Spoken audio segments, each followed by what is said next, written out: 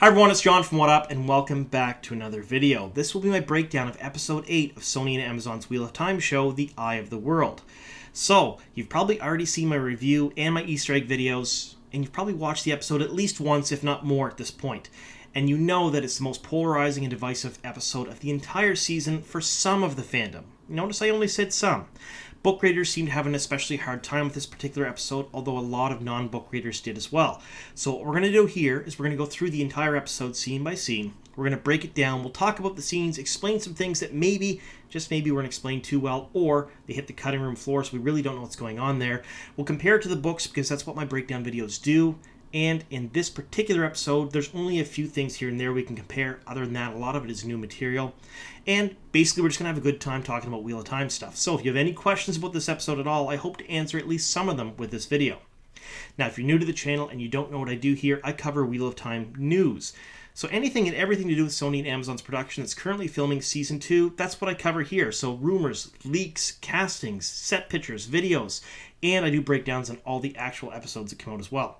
So if you like that sort of thing and you like Wheel of Time content, make sure you subscribe to the channel and hit the notification button because I put out at least a Wheel of Time video every couple of days right now. Now, with all that being said, spoiler warning, in this video we are talking about Episode 8 of Sony and Amazon's Wheel of Time show, so if you haven't seen the entire first season, I'm going to spoil stuff from the whole season. That's just the way this is going to be.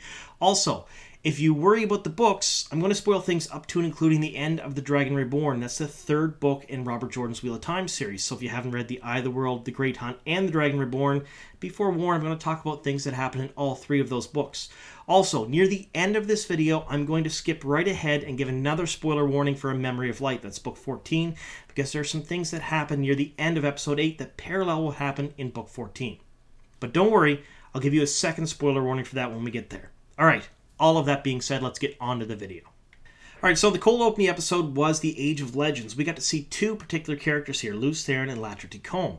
Now, they're arguing over what to do about the Dark One. Essentially, you do know that they're at war with the Dark One by the context of what they're saying, and that Lews Therin is talking about going and doing something, basically sealing the Dark One back up in his prison, and Latria is opposing the plan. Now, it's a little bit different than the book series, but we'll get to that in a second. Essentially, what they're doing here is they're setting up Lews Therin as two things. One, they're saying that he's the Dragon Reborn. And two, they're setting up as a prideful man whose mistakes cost the world everything. Now, this is kind of going back to episode 1 and 2 when Moiraine was said a couple of times that it was the pride and the arrogance of the male Aes Sedai that caused the downfall of everything. A little bit different than the book series, although there's seeds of truth in here. So, like I said, this scene didn't happen in the books whatsoever. It is brand new, and it introduces us to the dragon. Now, Alexander Krim playing the dragon here, he is coming back again for parts of Season 2 and Season 3, as far as I know. Now, we're not going to talk about why or how, because that'll spoil things beyond Book 3. Just know that he will be back for those seasons. He has signed on a contract for that. The book series handles this quite a bit differently. Now, initially, we didn't know much about what happened here during the book. So The Eye of the World especially, we knew nothing other than the fact that Lews Therin killed his family, giving him the nickname Kinslayer. And when he did that, he was very upset. He opened a gateway, went to where Tarvalon is currently, and basically burned himself out, causing Dragonmount to appear. None of that is explained in the show at all, and that's basically the cold open of The Eye of the World. It's the prologue of The Eye of the World. And that was covered in Winter Dragon. Now, I understand they probably didn't want to redo Winter Dragon, and if you don't know what Winter Dragon is, it is a half-hour-ish long mini show that was created years ago to retain the rights for the Wheel of Time series, and it starred Billy Zane as a Shamiel. Now, it wasn't really great. It was actually universally hated at the time. I kind of liked it. I like Billy Zane, though. But they probably wanted to stay as far away from that as possible. Now, in the books, Lews Therin was not doing this out of pride. He was doing it out of desperation. So there were two plans in the hall. The first plan proposed by Lews Therin was to basically take a bunch of Aes Sedai, all of the strongest men and women, go to Shao Ghoul, where the Dark One essentially can touch the pattern the most, and use the One Power to seal him back up in his prison. The second plan was to use two enormously powerful sa'angreal to essentially wall off all the areas around Shao Ghoul, kill all the Shadow Spawn, and that plan basically kind of fell through because these two giant Saigreal had access keys. They allowed people to use them safely and remotely because they were essentially huge giant statues. Those access keys fell into Shadow territory and they didn't have them. So time was limited at this point, and it was sort of like desperation because Shadow was taking over the world and there was a lot of really bad stuff happening. And it was only a matter of time before they found those keys and they had access to the two most powerful weapons ever created.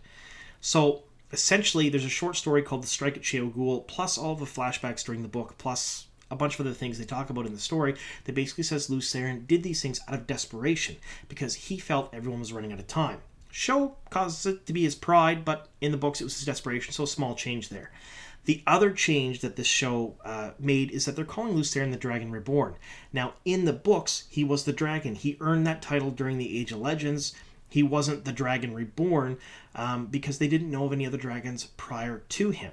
They knew about different souls being spun out of the wheel. They knew about all that stuff, but particularly they didn't call his soul the dragon. It's a title he earned, and then Randall Thor later on becomes the Dragon Reborn because his soul is spun back out in the pattern again 3,000 years later.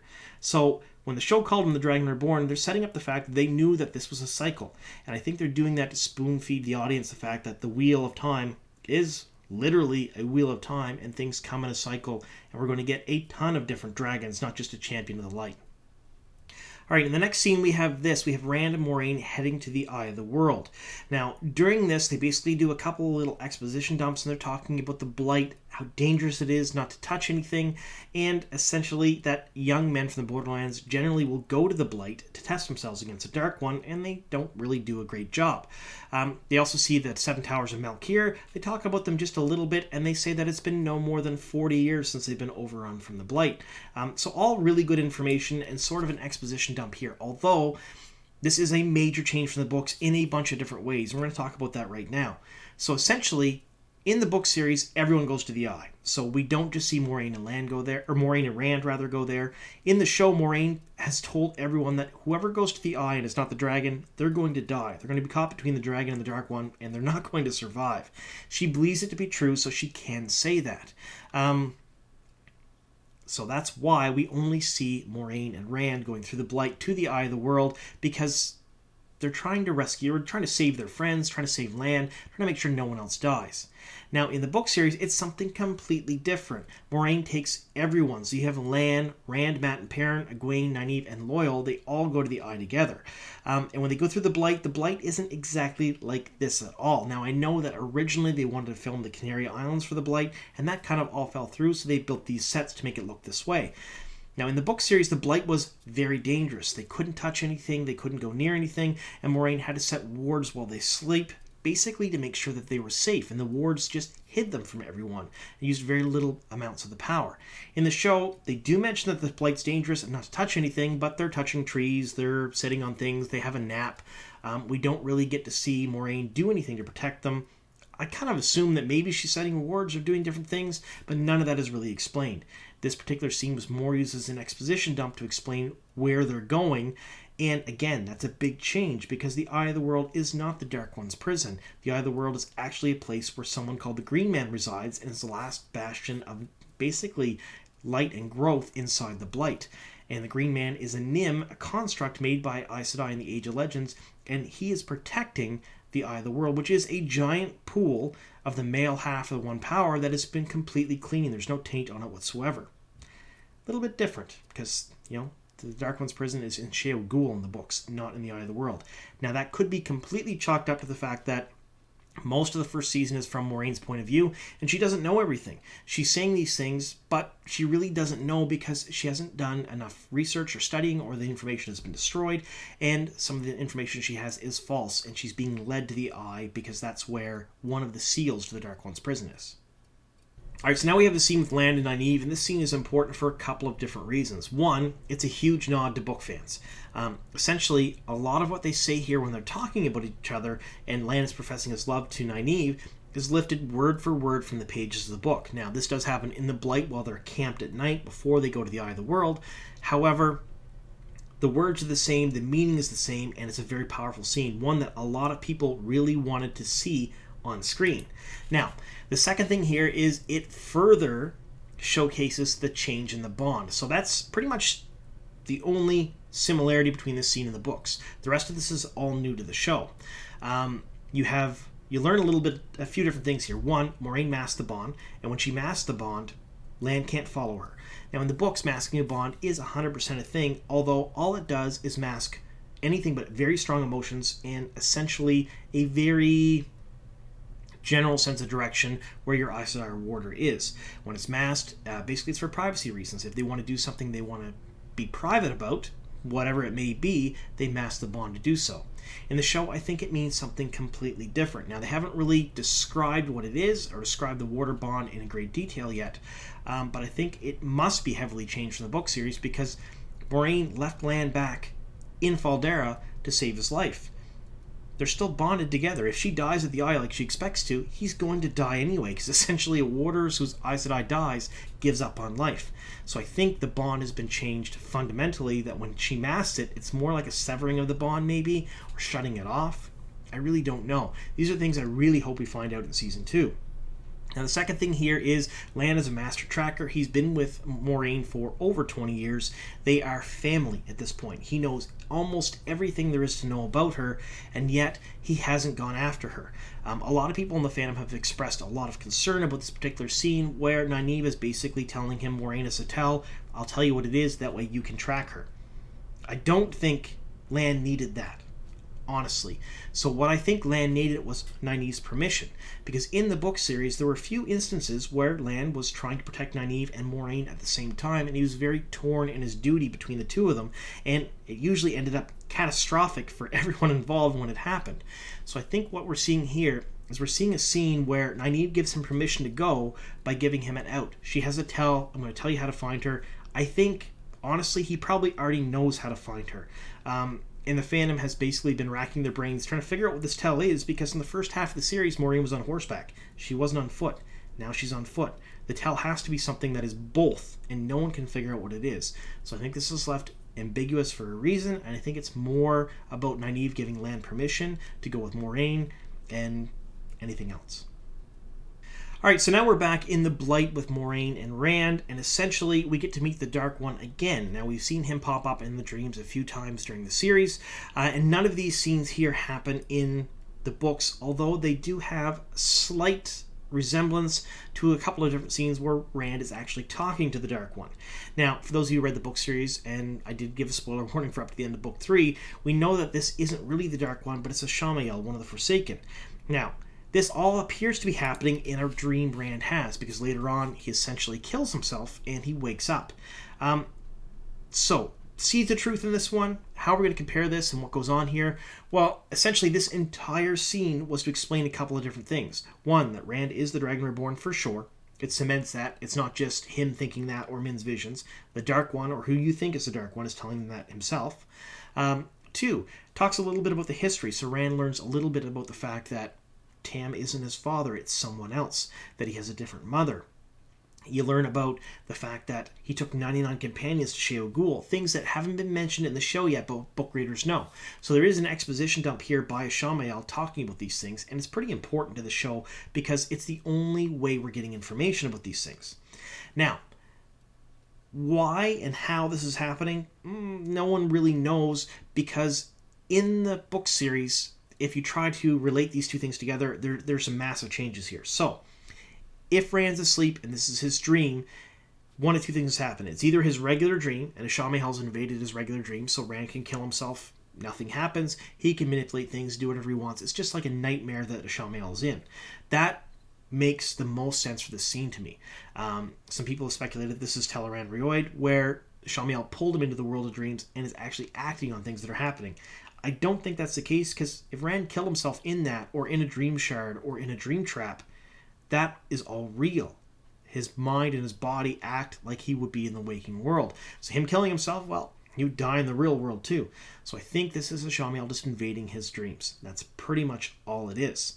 Now, we do learn a couple of different things here from Shamiel which are important to the plot, but right after this, you have Moiraine giving Rand a sangreal.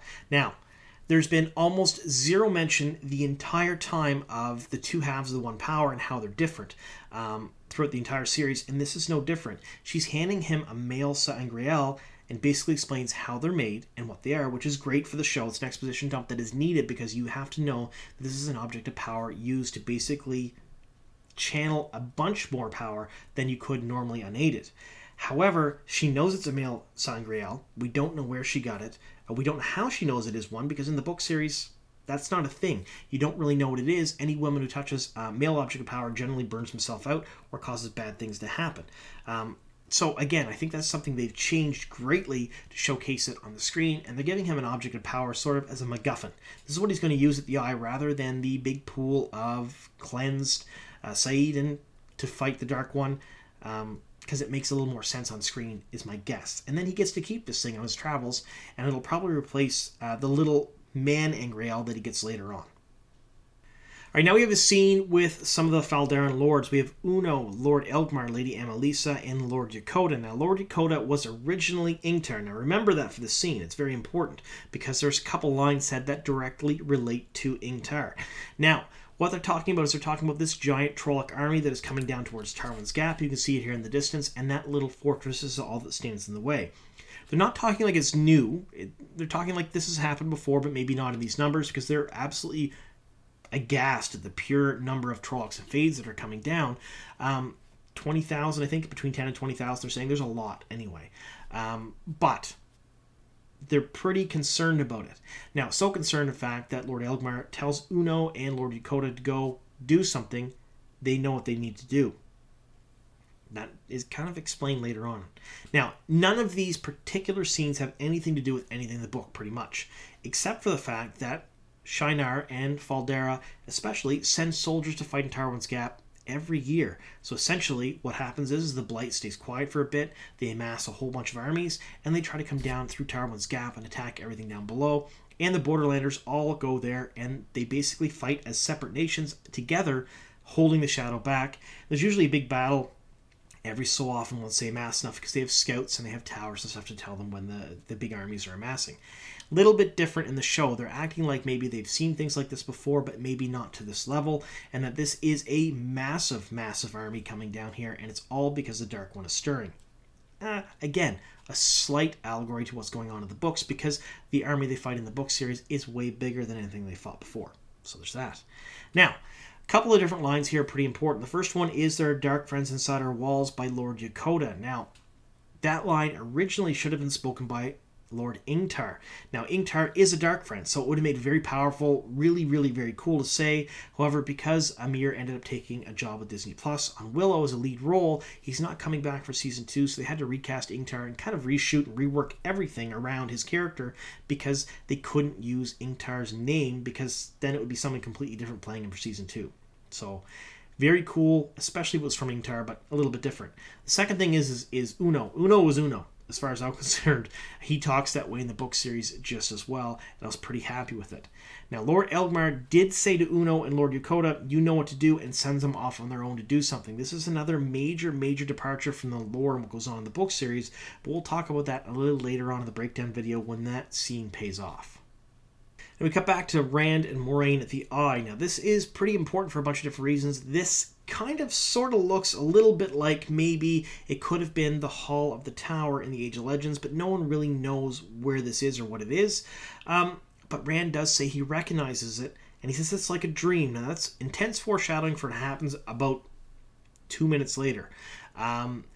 This particular scene, none of this happens in the books, like I said earlier, but in the show, essentially what happens here is Rand and Moiraine go there, and their whole premise is they're going to fight the Dark One, or Rand is going to fight the Dark One, and stop all the armies that are going down towards Faldera and save everyone. So they think this is the final battle. Now, in the books, yes, they kind of sort of thought that as well. Going to the Eye of the World, they thought he was going to fight the Dark One. They thought that it was going to be the final battle, but it really wasn't over, no matter what Rand thought at the end of the book, because he kills, or he thinks he kills, the Dark One in that book, but all he really does is wound a Shamiel a little bit, and then he has to fight him again in the Great Hunt, and then again in the Dragon Reborn. I think they're doing away with all of that here, and they're going to call him the Dark One for this particular season, and then we're going to see a Shamiel later on. You're going to find out a few more things. Now, what happens here is, as they're in the Eye and they're looking around, Rand essentially kind of wakes up, and he wakes up in a farmhouse. Alright, so here's the farmhouse. So Rand essentially wakes up. Now, I say wakes up, but he's in a dream, and it's a dream trap. And does happen in the books a couple of different times when people get trapped in dreams, although the show doesn't really explain it that well at all. Now, in this dream trap, he's with Egwene and he's with their child. Now, he has knowledge of basically everything that's going on here. He thinks everything is real, and this is setting up making a choice for him later on. Now, this scene, again, didn't happen this way in the books at all. The fight at the Eye of the World was completely different. However, it does have precedent because when Egwene did her accepted test, this scene is basically lifted almost word from the page. So essentially, when she went through her test for acceptance, she had to make a whole bunch of really crappy choices. And she always had to choose being Aes Sedai over everything. And one of those choices happened to be Rand and their baby and a happy life together in the Two Rivers.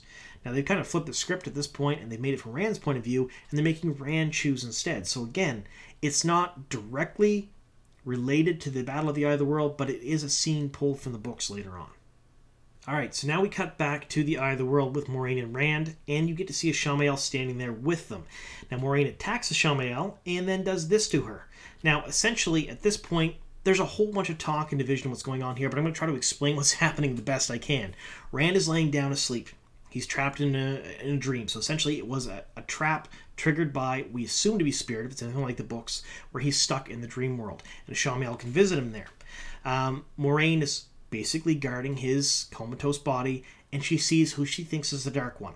Those big sharp knives that kind of went at him there from the One Power, they are what I assume would be something to sever you from the true source. So essentially, shielding is more blunt-edged in the books, and big sharp knives are for stilling, gentling, severing the ties between the One Power and the Channeler.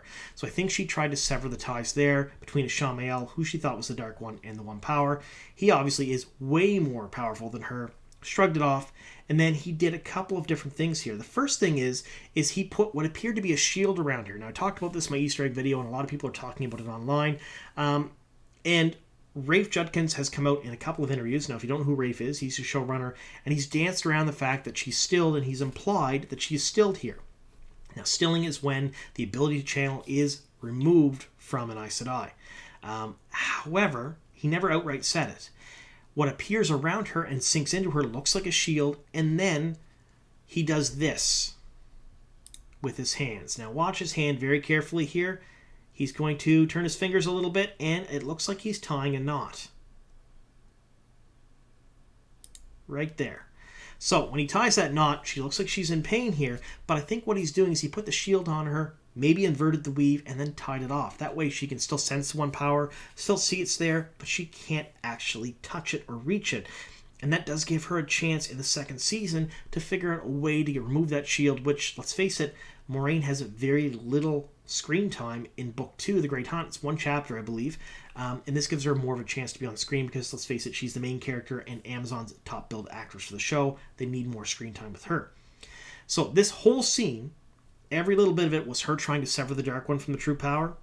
And then him, I believe, shielding her and tying it off so she can't actually use the One Power anymore, all while Rand is trapped in a dream. Alright, so now we have the first shock of the episode, and this is a huge departure from the book. So essentially, at the Battle of Faldara, they're in Tarwin's Gap, and all the Trollocs amass on that little fortress. Lord Elgmar's in there, and he gets killed with a spear. Now, I want to take a look here. He looks at the spear, then he looks up. Now, I don't believe he's dead, personally. He doesn't die in the book series, so none of this really happens. They're fighting in an open plain. They're on cavalry. They're on horses. I think a lot of this was changed specifically due to challenges they were having filming at the time. So the Battle of Tarwin's Gap is completely different here than it is in the books. But Lord Elgmar lives in the book series all the way up to and including Book 14, A Memory of Light. He's one of the great captains, and they use him during the last battle. So here, I don't believe he's actually dead. I believe we'll probably see Lord Elgmar later on, especially since Lady Amelisa dies in the next scene. That's what we're going to talk about here. There are a lot of different shocks in this particular episode, and I think they're put there on purpose as cliffhangers or shock value because it is a season finale, and they try to cram as much of that in as possible. My opinion, they probably crammed a little too much of it in. However, again, I do believe he lives here, and I just want to show this because I don't think he's actually dead. All right, now we have this scene. This is a little bit different from the books, but it is a callback to what happens in the books. You have Pat and Feign showing up with two Fades, essentially. He knocks on the gate, gives the code words, they open the gate up, and then the Fades basically dispatch both guards, and he walks inside the keep. Now, in the book series, things are a little bit different here. Pat and Feign shows up as a dirty beggar, and he essentially climbs the wall. They capture him. Moiraine interrogates him before they go to the Eye. So she gets some information about the Dark One hunting the three boys. Not Nynaeve or Egwene, but the three boys. Gets some information about the Eye of the World. And basically that pushes them all there, so they do go. Not quite as neat as it should be in the book, because let's face it, the Eye of the World, especially the last few chapters, were a little messy here and there. They didn't work out real well, so I understand why they changed some things. But this is sort of a callback to that. He is entering the keep, but it is for a completely different reason, which we're going to see in a few minutes. All right, so now we're back at Fal Dara. So this is the Battle of Tarwin's Gap, and essentially the entire battle is Lady Amelisa, two unknown channelers, and Nynaeve and Egwene. They form a circle, and they blast the Trollocs. They're basically destroying them left, right, and center. They kill about 20,000 Trollocs in, I don't know, maybe 2 or 3 minutes. But Lady Amelisa draws a ton of power. Now, how are they doing this? Well, they form what's known as a circle. A circle is when a bunch of female channelers get together, up to 13, because there are caps on the number of people in a circle without the inclusion of men. And they can combine their flows of power all together. Now, it's not a straight combination, so exactly, it's not like 1 + 1 = 2. It's more like 1 + 1 = 1.75-ish. But the lead channeler can use way more of the power all at once than they could unaided. Now, there's a couple of things I want to talk about here. None of this happens in the book series, and there are some major changes to the actual way the power is used. Now, I believe they probably changed the one power massively for the show, but they just really haven't explained it that well yet. We'll probably see all of that in Season 2 when they're at the tower, and they're actually training Nynaeve and Egwene. I would love to see some of the explanations for some of these things on the screen, but in the book series, a circle has a natural buffer. Now, you know that Lady Amelisa can probably form a circle because she's tower trained. She got to at least accept it because she has a ring and she has some form of skill in using the one power, so she probably knows how. So she formed the circle here. She's using all of their power together to destroy these Trollocs, but she draws too much power. When she's drawing too much power, she's burning out the women in her circle, and she burns herself out. In the book series, that can't happen. There are natural buffers, much like using an Angreal or a Sangreal, that do not allow a channeler to draw too much of the power to burn themselves out. This is a change, I think, probably more for dramatic effect than anything else, because you get to see some of these women burn themselves out, and Lady Amelisa sacrificed herself to save the keep. One of the other changes here is the fact that while they're being basically burned out by Lady Amelisa, Nynaeve is able to crawl over to Egwene and change the flow of power that Egwene is drawing on, and draws it herself, so she takes the brunt of the weight of the power, and that slowly causes her to burn out here. Now, there's been a lot of talk in the fandom about how this is possible. Lady Amelisa burns herself out right here. She dies. And then you have Nynaeve, who also appears to be burnt out, laying on the ground with Egwene. Now, Egwene at this point heals her, which, shouldn't be possible, because in the book series, Egwene isn't really that great of a healer. Her talents lie in other areas. She's okay, but she's not fantastic. She's not Nynaeve's caliber. So we had to dig into the X-ray material, the extras for this, and find out that there are different levels of being burnt out for the show. Nynaeve is, at this point, about a 4. 10 is lost the source in death. She's about a 4, so she's not dead. She hasn't lost her ability to channel yet. She's got a charred face. Egwene then heals her charred face. Not terribly well explained in the show, although, for non-book reader, nobody would question it because no one knows the rules of the one power yet because they haven't been explained. All right, now we have this scene between Feign and Parents. So, do you remember earlier in the show when we talked about Lord Aelmar sending Uno and Lord Dakota to go do something? Well, they basically dug a hole under his throne and they unearthed the Horn of Valir.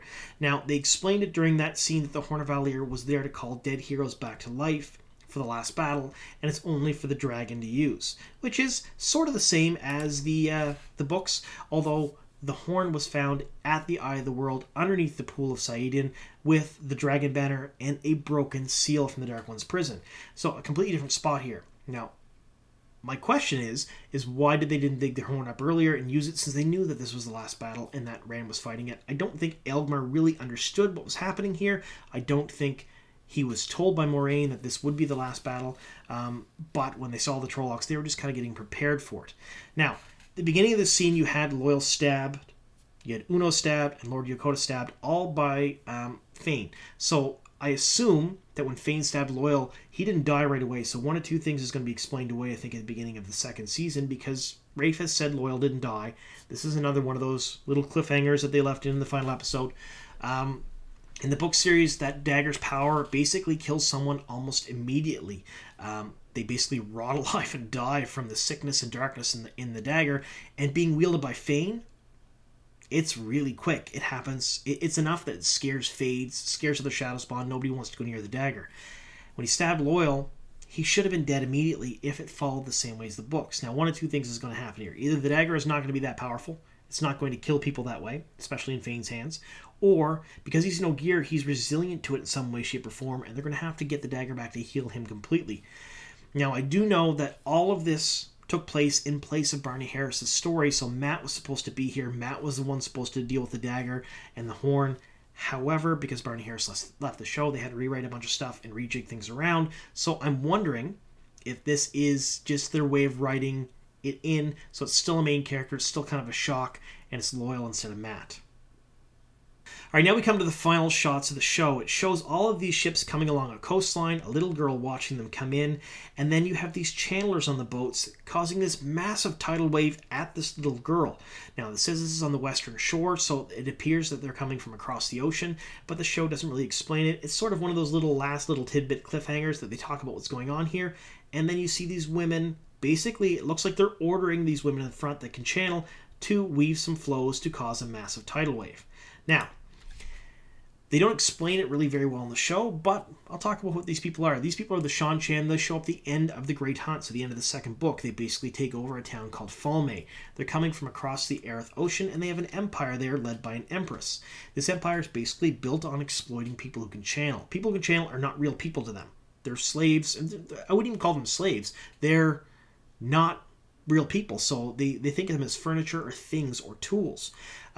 They use these women who can channel at a very young age, and they call them Dame. So these Dame are controlled by the women in the back, Suldam, who tell them what to do.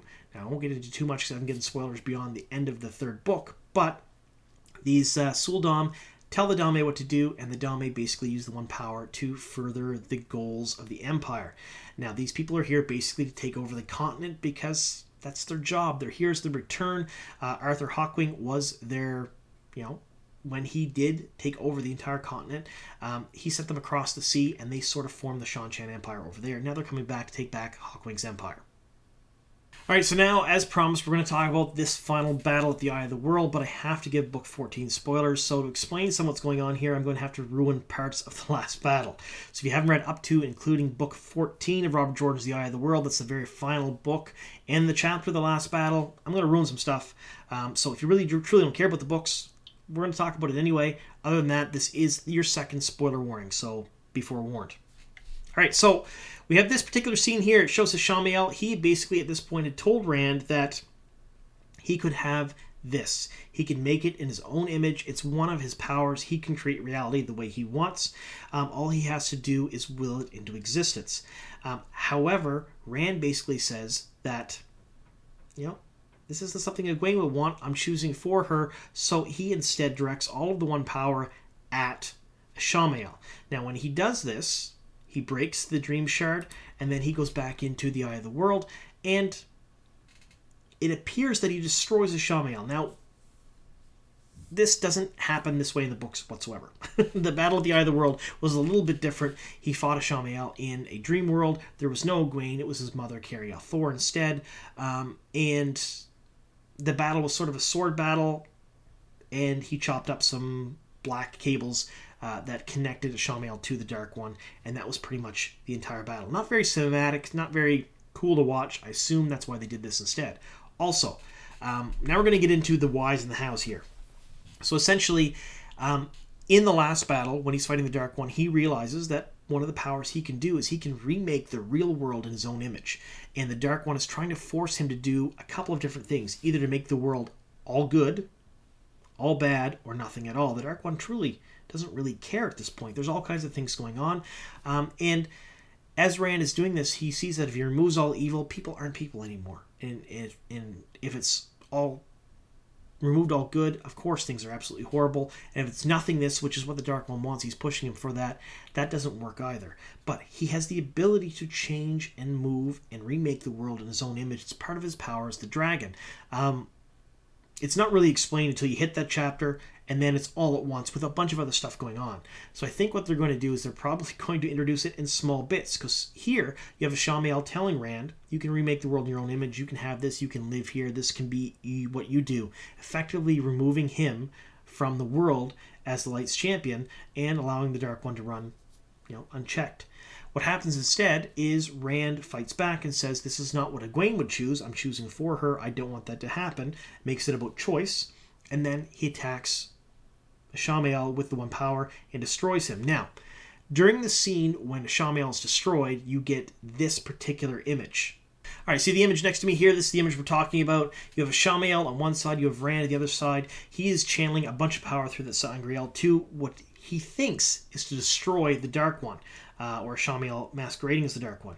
And Shamiel has these little, they look like roots, black roots coming out from his body, connecting him to that seal on the ground. So I believe that he is sealed there with all the Forsaken and the Dark One, and that all he wanted Rand to do was use a literal buttload of power to crack that seal, which is what happens, to set him free.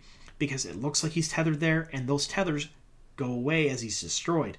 So when Rand cracks this seal, he allows the Forsaken free. So I think what we're going to see in the beginning of Season 2 is we'll see a little more of a Shamiel. We know for sure we're seeing Lanfear, which is another Forsaken, and a few other ones have been cast as well.